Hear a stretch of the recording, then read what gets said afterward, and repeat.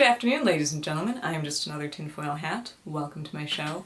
Today we are going to be discussing yet another classic unclassifiable, and that is the Flatwoods Monster. So the Flatwoods Monster, which is also referred to as the Braxton County Monster or the Frametown Monster, was spotted September 12th of 1952. A group of boys was playing football in the local school playground, and this included Fred May, who was then 11, his brother Edward, who was then 13, and their friend Eugene Lemon, who was 18 and a National Guardsman. So all of a sudden, these boys notice a red, glowing, pear-shaped object streaking across the sky. It flew directly over them, stopped, and then proceeded to descend on a nearby property. The two brothers ran to get their mother, Kathleen. She accompanied the three boys, along with several other kids and three neighborhood dogs, to go take a look at the landing site. The area into which the saucer landed or crashed is marked by a red-purple glow, and at this point I hear a chorus of voices calling out infrared. So as they approach this area, they notice a mist, and this mist is accompanied by a warm and sickening sulfuric odor that burned their eyes and noses. One of the dogs froze, growled, ran into the mist. They hear it barking, and after a few minutes it runs back and into town. Now, this dog would go on to experience intense vomiting over the course of the next 2 days before eventually dying, likely a result of the sickening mist. So, after a while you'd think that this would start to seem like a bad idea. I mean, a mysterious object has flown through the sky, crashed into Bailey's farm. They were surrounded by a burning, stinging, stinking mist, and the dogs certainly do not like something. But remember, this is 1952. The saucer frenzy is pretty high, and the history of radiation concerns with UFOs has not really been established yet in the public eye. So, the younger kids stay with Lemon's dog, who had the bright idea of not going any further. The remaining posse, including Lemon himself and Mrs. May, carry on, experience an even thicker mist, a stronger odor. As they get up to the top of the hill, they finally see the massive, round, pulsating ball of light. So, of course, they continue towards it. And it's at this point that Lemon notices what he believes is a raccoon sitting in a tree.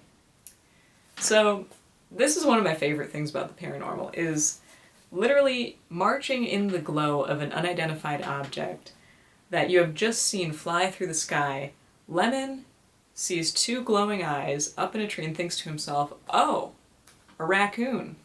I mean, people, even when they are experiencing a huge part of something weird, still try to rationalize whatever they can. And when it becomes obvious that the Flatwoods Monster-shaped peg is not going to fit into the raccoon-shaped hole, now that is when they panic. And that's just what happened. Lemon shone the ray of his flashlight at this raccoon, only to reveal that it was, in fact, a metallic thing, roughly 9 to 10 feet tall, that in true nature to every horror movie ever made, jumped to life as soon as the beam from the flashlight hit it.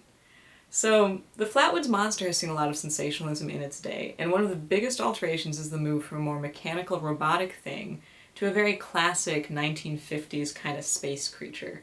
The initial description by the eyewitnesses was that its eyes were like holes in some type of helmet, and these eyes glowed light blue as opposed to the more commonly represented red or orange that you see a lot.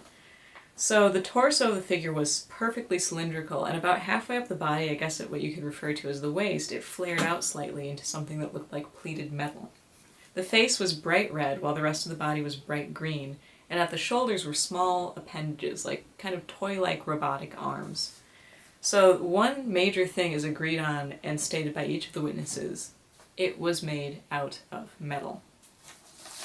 So, here is a very bizarre side note. The weirdest thing about this fact, the Flatwoods Monster being made out of metal, is how very natural that should actually be. I mean, if you think about it, when we send stuff out into space, it's either rovers, actual robots, or we go to space in spacesuits. And it follows that anything coming to us from across space would probably do a similar thing, either send non-biological information-gathering tools, or they would have to wear some type of protective gear. I mean, there's a lot to say on this particular subject, and one of the most groundbreaking ideas about the whole mess is that what we consider biological entities might not be biological at all. One of the big ones for this is the grades. Abductees and contactees often say that they were given the impression that the Greys were either drones controlled by an outside force or that the body that we see is actually covering a spacesuit of some type. For what type of entity, I guess, who knows.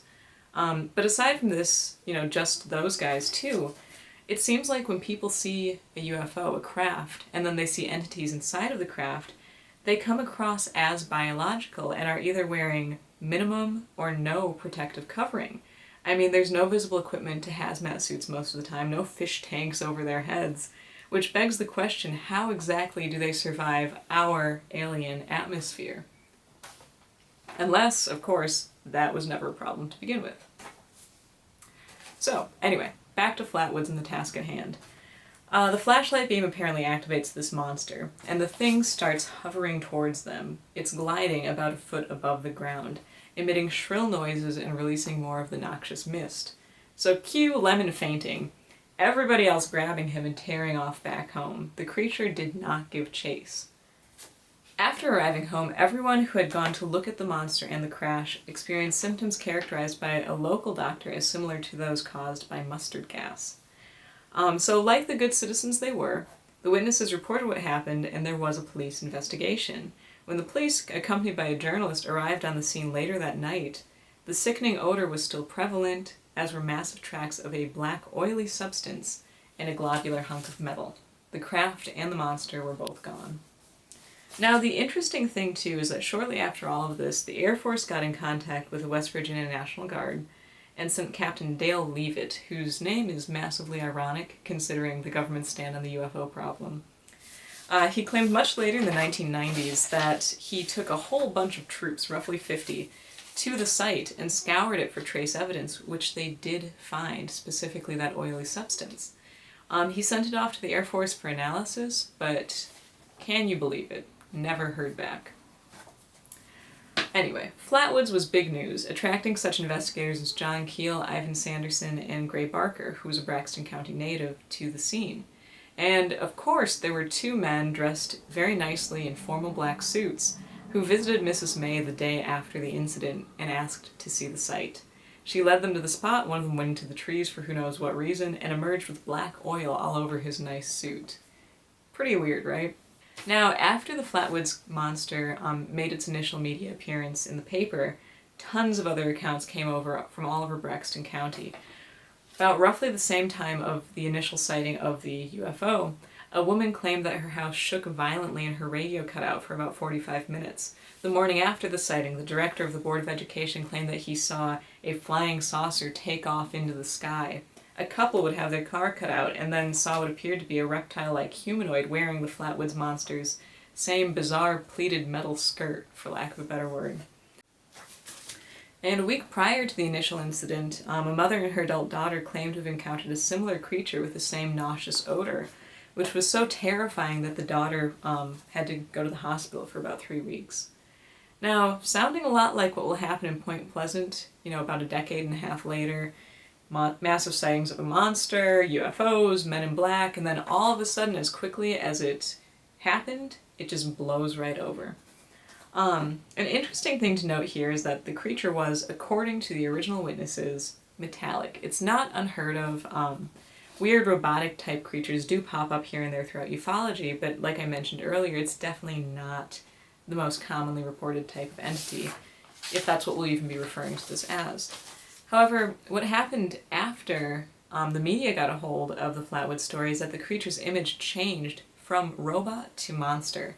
The image of the Flatwoods Monster that most people are familiar with today looks a lot more like classic 50s sci-fi, complete with the long clawed hands, than the weird cylindrical metal object which was actually initially described by the witnesses. It kind of makes you wonder if the organic nature of the well-known portrayal was part of the edit process of the story as it was presented to the Cold War era American public, who I guess may assume that a robot could have come from the Soviet Union, whereas a skirt-wearing lizard monster was likelier to come from another planet. As to whether that's the better option, I don't really know. The other really interesting thing to note is how neatly the Flatwoods case falls into kind of a model of UFO encounters of mid-century America, including but definitely not limited to the Kelly Hopkinsville case and the Simonton encounter. It's almost like these guys went out of their way to crash land or stop for repairs where they would be seen, often leaving behind trace evidence along with startled witnesses. In a similar vein, we have the ostentatious takeoff of what everybody assumed was the flying saucer that the Flatwoods Monster rode in on, viewed by someone of authority, the director of the Board of Education. Never mind the fact that when the several different investigators arrived at the landing site mere hours after the event the night previous, the craft and monster were both gone. So at the end of the day, really, we're left with a few facts. An unknown entity was observed, accompanied by some sort of flying object, which was accompanied by electrical disturbances as well as a nauseous gaseous substance. All this was accompanied by trace evidence, government interest, and the notorious Men in Black.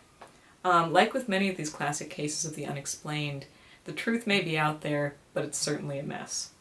With that said, I am just another tinfoil hat, signing off.